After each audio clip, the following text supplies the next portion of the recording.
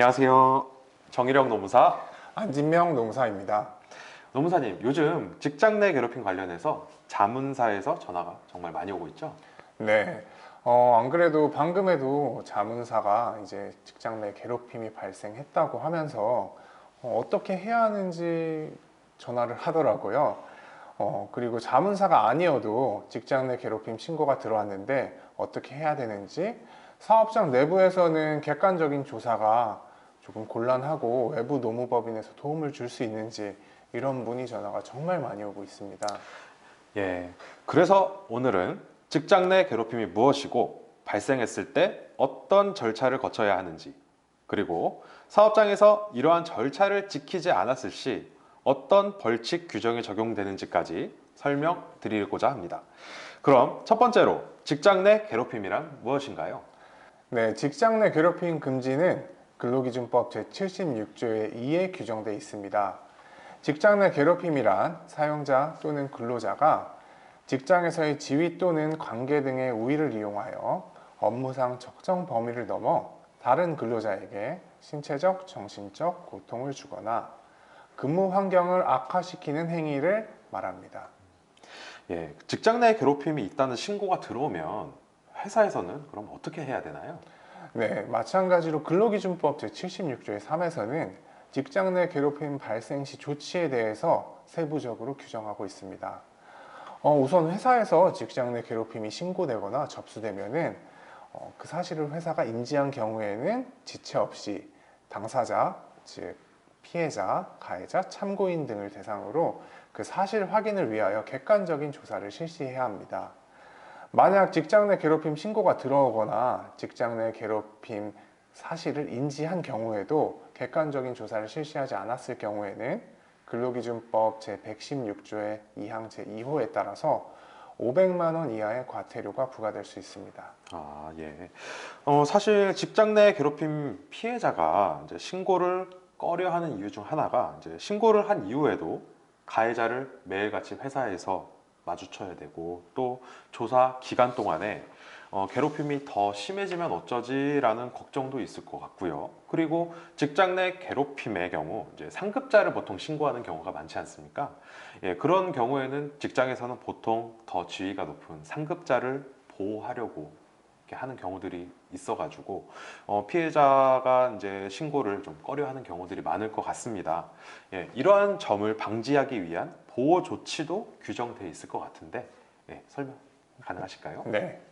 네, 회사는 직장 내 괴롭힘 조사 기간 동안 피해 근로자가 피해 근로자나 아니면 피해를 입었다고 주장하는 근로자를 보호하기 위해서 필요한 경우에는 피해 근로자에게 유급 휴가를 주거나 근로 장소를 변경하거나 이런 적절한 조치를 하여야 될 의무가 있습니다.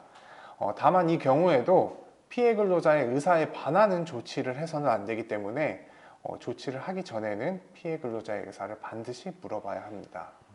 또한 회사에서는 직장 내 괴롭힘 발생 사실을 신고한 근로자나 피해 근로자에게 해고를 하거나 그 밖에 불리한 처우를 하여서는 안 됩니다. 이를 어길 때는 과태료가 아닌 근로기준법 109조에서 벌칙 규정이 적용이 됩니다. 이에 따라서 3년 이하의 징역, 3천만 원 이하의 벌금에 처해집니다. 따라서 이 부분은 특히 주의하실 필요가 있습니다. 아, 예, 과태료가 아니고 벌칙 규정이 적용이 되네요. 회사에서 특별히 좀 주의를 해야 될 것 같습니다. 예, 다음으로 직장 내 괴롭힘 조사 결과 직장 내 괴롭힘에 해당할 경우 그러면 회사에서는 어떻게 조치를 취해야 하나요? 네, 회사에서 직장 내 괴롭힘 조사를 하고 직장 내 괴롭힘이란 사실이 확인됐으면은 피해 근로자가 요청을 하면 근로장소를 변경, 그리고 배치 전환, 유급 휴가 명령 등 적절한 조치를 해야 합니다. 또한 행위자에 대해서도 징계, 근무 장소의 변경 등 필요한 조치를 해야 합니다. 이 경우 사용자는 징계 등 조치를 하기 전에 마찬가지로 피해 근로자의 의견을 들어야 합니다. 이러한 조치 의무를 어길 경우에도 위와 마찬가지로 500만 원 이하의 과태료가 부과됩니다. 예, 그러면 마지막으로 직장 내 괴롭힘 신고와 조사 관련해서 추가적으로 뭐 주의사항 같은 거 혹시 말씀해 주실 수 있을까요? 네, 근로기준법 76조의 3 제7항에는 직장 내 괴롭힘 발생 사실을 조사한 사람, 그리고 조사 내용을 보고받은 사람, 그리고 그 밖에 조사 과정에 참여한 사람은 해당 조사 과정에서 알게 된 비밀을 피해 근로자의 의사에 반해서 다른 사람에게 누설해서는 안 됩니다. 이를 어길 경우도 마찬가지로 근로기준법 제116조 제2항에 따라서 500만 원 이하의 과태료가 부과됩니다. 다만 이제 조사와 관련된 내용을 사용자에게 보고하거나 관계기관의 요청에 따라 필요한 정보를 제공하는 경우는 제외됩니다. 예, 지금까지 설명을 너무 잘 해주셔서 이해가 잘 됩니다. 그러면 마지막으로 정리해 보면은 사용자가 불리한 처우 금지 의무를 위반한 경우에는 3년 이하의 징역 또는 3천만 원 이하의 벌금에 처해지는 것이고요.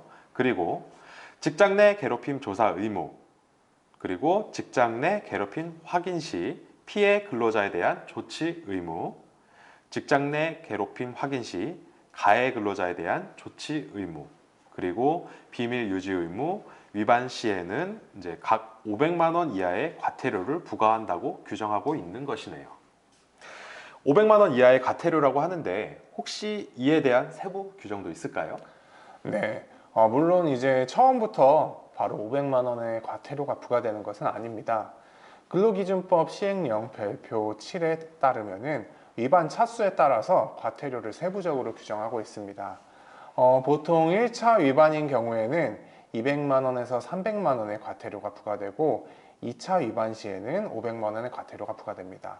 그리고 3차 시에도 당연히 500만 원의 과태료가 부과되고요.